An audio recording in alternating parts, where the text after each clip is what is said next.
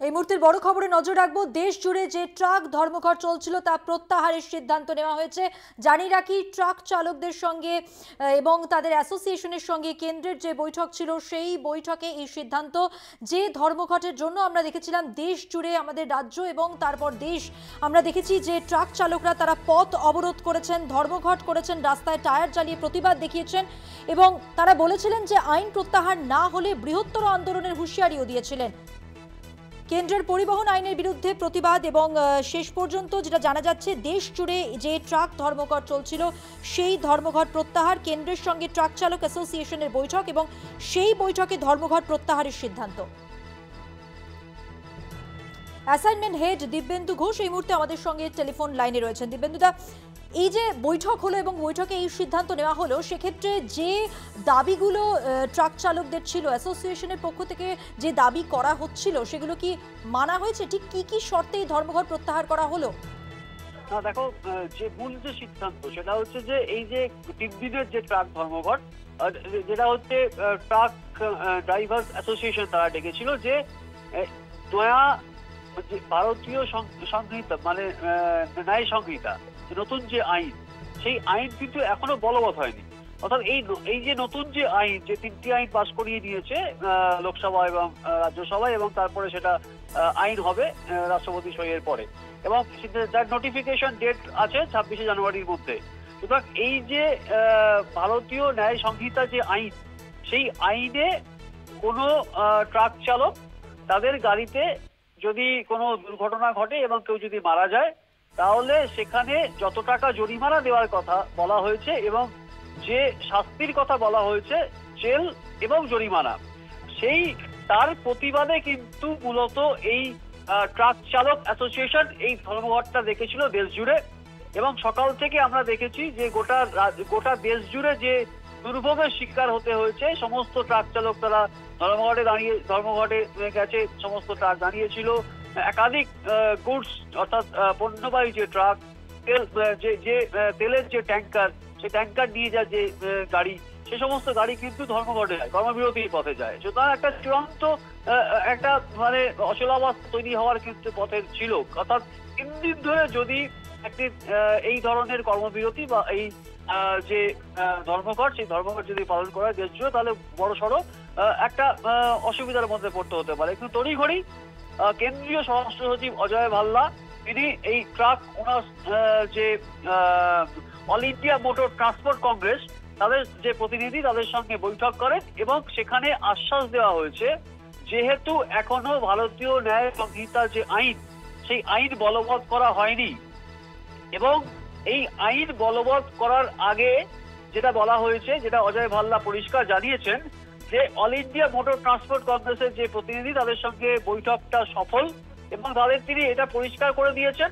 যেহেতু এখনো পর্যন্ত আইন বলবৎ করা হয়নি, ভারতীয় ন্যায় সংহিতা 106/2 এই আইনে যেটা বলা হয়েছিল যে কোনো ট্রাকের ধাক্কায় যদি কেউ মারা যায়, তাহলে সেই ট্রাক চালকের ওপরে জরিমানা এবং জেল, যে শাস্তির যে কথা বলা হয়েছে এই আইনে, সেখানে এই আইন বলবতের আগে এই অল ইন্ডিয়া মোটর ট্রান্সপোর্ট কংগ্রেসের প্রতিনিধিদের সঙ্গে কেন্দ্র আবার কথা বলবে এবং শাস্তির যে বিধান নতুন আইনে দেওয়া হয়েছে, সেই শাস্তি কতটা শাস্তি দেওয়া হতে পারে এবং কতটা মকুব করা হতে পারে, যে জরিমানা এবং জেলের যে বিধান দেওয়া হয়েছে, সেই বিধানটা আবার কিন্তু এই আইন বলবতের আগে অল ইন্ডিয়া মোটর ট্রান্সপোর্ট কংগ্রেসের প্রতিনিধিদের সঙ্গে আবার কেন্দ্র বৈঠক করবে এবং বৈঠক করে তারপর সিদ্ধান্ত নেওয়া হবে।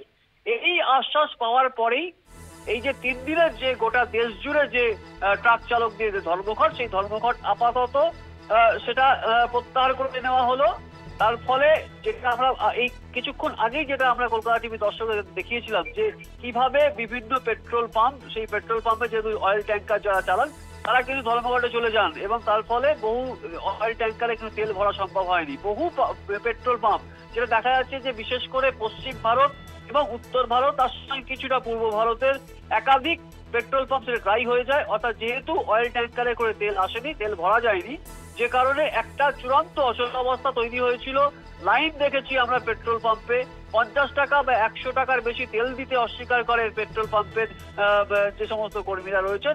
অর্থাৎ একটা সমস্যা, চূড়ান্ত একটা বড়সড়, গোটা দেশ জুড়ে একটা বড়সড় কিন্তু সমস্যা তৈরি হতে পারত, যে কারণে কিন্তু কেন্দ্রীয় সরকারকে তড়িঘড়ি হস্তক্ষেপ করতে হয় এবং কেন্দ্রীয় স্বরাষ্ট্র সচিব অজয় ভাল্লা তিনি অল ইন্ডিয়া মোটর ট্রান্সপোর্ট কংগ্রেসের প্রতিনিধিদের সঙ্গে জরুরি বৈঠক করেন এবং বৈঠকের পরে সিদ্ধান্ত নেওয়া হয়েছে যে এই যে ভারতীয় ন্যায় সংহিতা 106/2, যেখানে এই ট্রাক চালকদের যে অ্যাক্সিডেন্ট, অর্থাৎ কোনো ট্রাক চালকের গাড়িতে যদি কেউ মারা যায়, হিট অ্যান্ড রান যদি হয়, তাহলে যে পরিমাণ জরিমানা এবং যে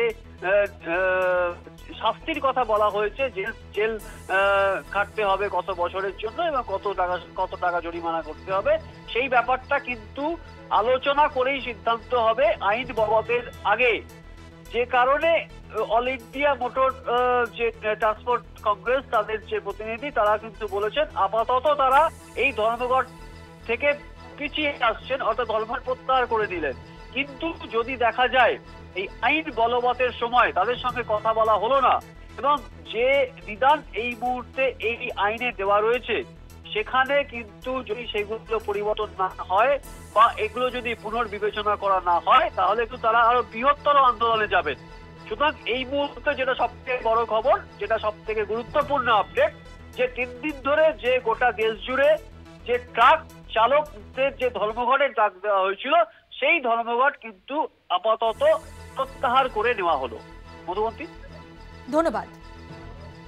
কেন্দ্রের সঙ্গে ট্রাক চালক অ্যাসোসিয়েশনের যে বৈঠক হয় সেই বৈঠকেই এই সিদ্ধান্ত এবং এই বৈঠকেই ধর্মঘট প্রত্যাহারের সিদ্ধান্ত নেওয়া হলো। দেশ জুড়ে ট্রাক ধর্মঘট লাগাতার চলছিল এবং 3 দিন ধরে এই ধর্মঘট চলার ফলে যে অচলাবস্থা তৈরি হয়, যার ফলে কিন্তু সাধারণ জনজীবনেও কিন্তু এর প্রভাব পড়তে শুরু করে দেয় এবং শেষ পর্যন্ত আজকে যে বৈঠক হয় কেন্দ্রের সঙ্গে ট্রাক চালক অ্যাসোসিয়েশনের, সেই বৈঠকে এই সিদ্ধান্ত, বৈঠকে ধর্মঘট প্রত্যাহারের সিদ্ধান্ত।